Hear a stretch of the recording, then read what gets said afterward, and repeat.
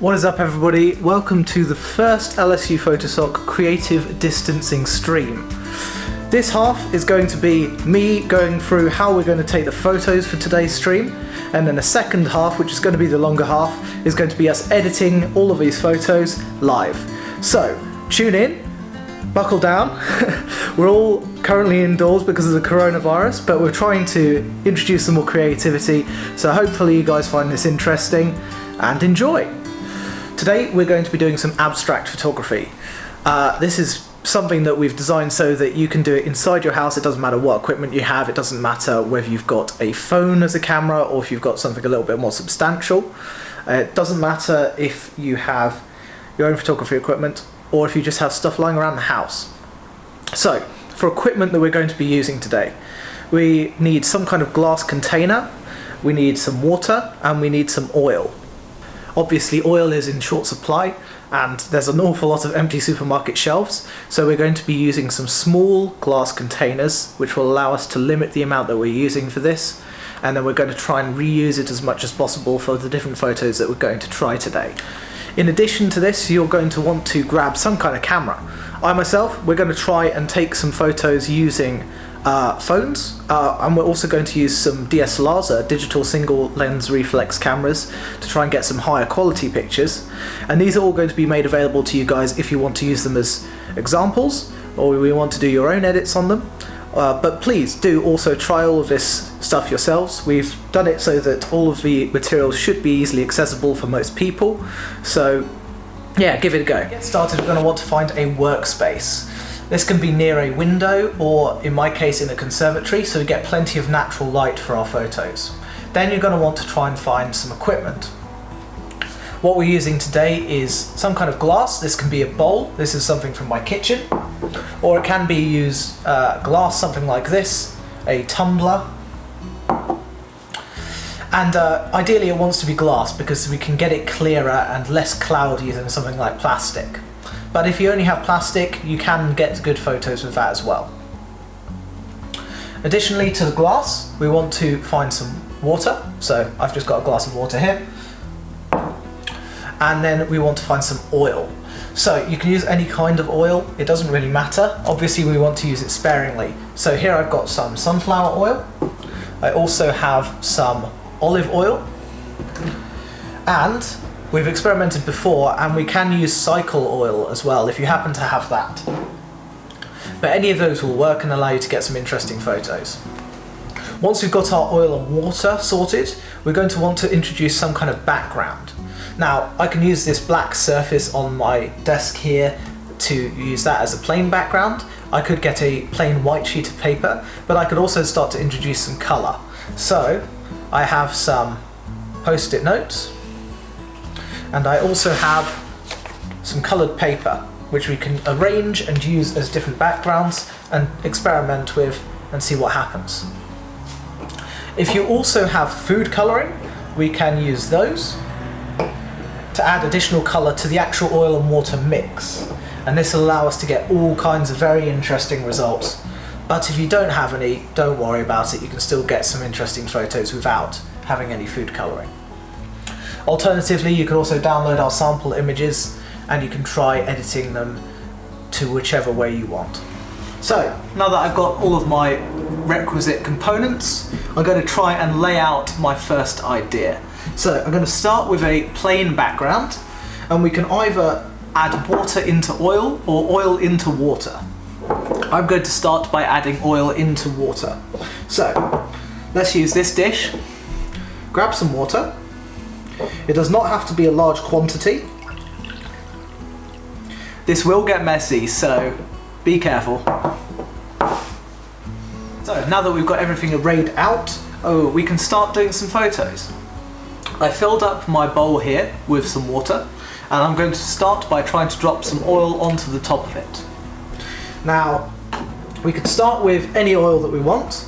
Because it's probably going to be quite available, I'm going to start with our olive oil here. Now the idea is that we're going to create a small bubble of oil on top of the water, and that's going to reflect the light in such a way that it makes it look like it's some kind of dish. reflects colours as well as distorting whatever is below it. You can drop your oil onto your water in a few different ways. I happen to have a pipette here, but I know that most people won't have that, so you can also use the end of a spoon. And if we drop in like this, and use that to drop off onto the water, we can start to create droplets. So let me fast forward, I'm going to get some droplets on here, and then we show you what's going on.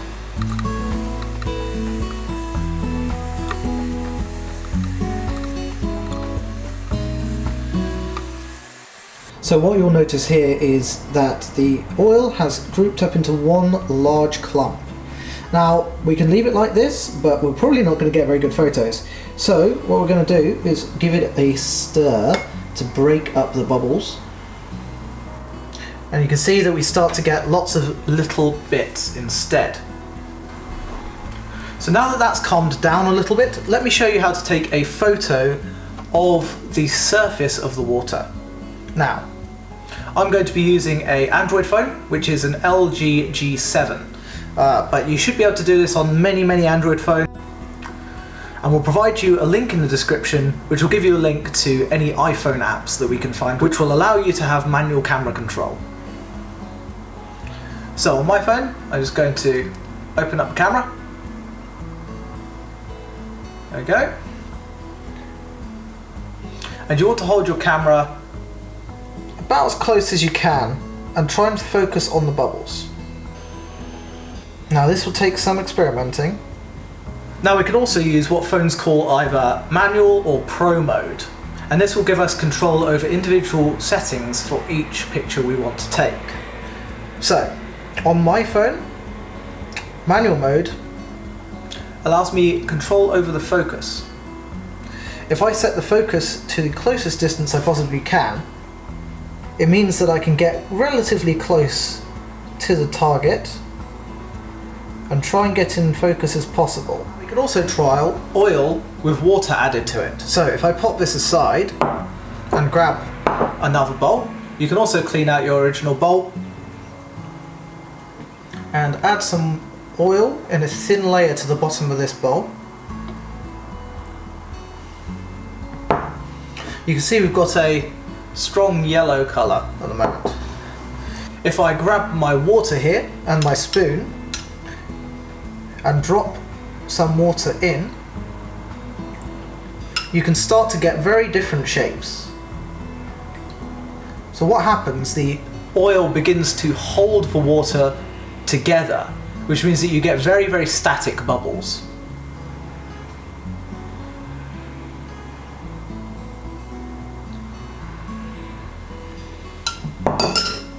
If I then grab my phone back out again,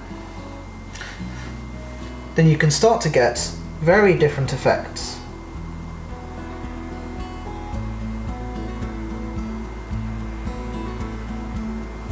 Because we're using such a small bowl, when we're using a phone camera you can see the edges. If you use a wider bowl, you'll be able to avoid that, such as in this example image. Now let me run you through some of the different things that we can try to get different kind of reflections inside each bubble. I'm going to start by using some coloured post-it notes and lay those down on the table. Any pattern will work. Let's see what this looks like. I'm going to take my oil and water again and put them over the top.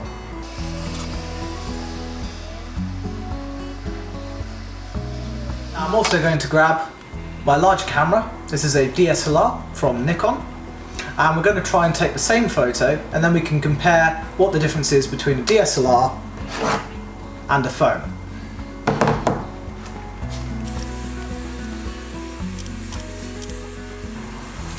Now, all of these photos can be taken in auto mode on DSLRs, but if you want to try and get a bit more control, try turning your lens onto manual focus. This will allow you to turn the ring at the front of your lens. If you set it all the way to the closest distance and then hold over the top, you'll be able to get as close as possible to try and get all of the fine details in the oil. technique that is worth trying out is shining a light up through the oil and the water to try and get a kind of bubbling effect. So for this, I'm going to grab my phone. You can use a friend's phone if you're using your phone to take photos. And we're going to use the flash, pop it underneath here. Now this is looking a bit light on water, so I'm going to add a little bit more water and try and take another photo. Feel free to stir if you see that the bubbles are combining together.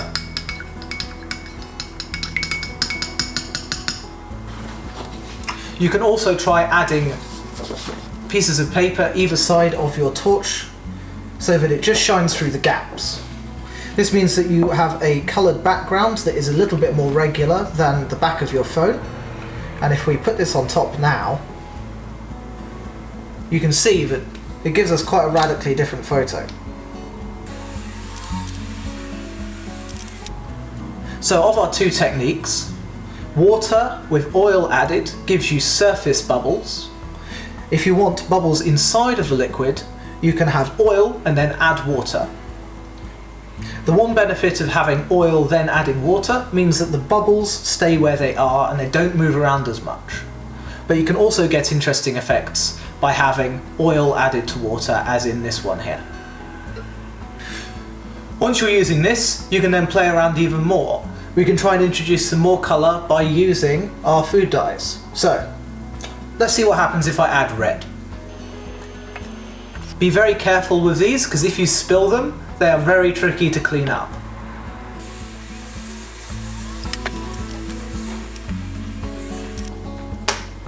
Would you look at that? Let's give it a stir.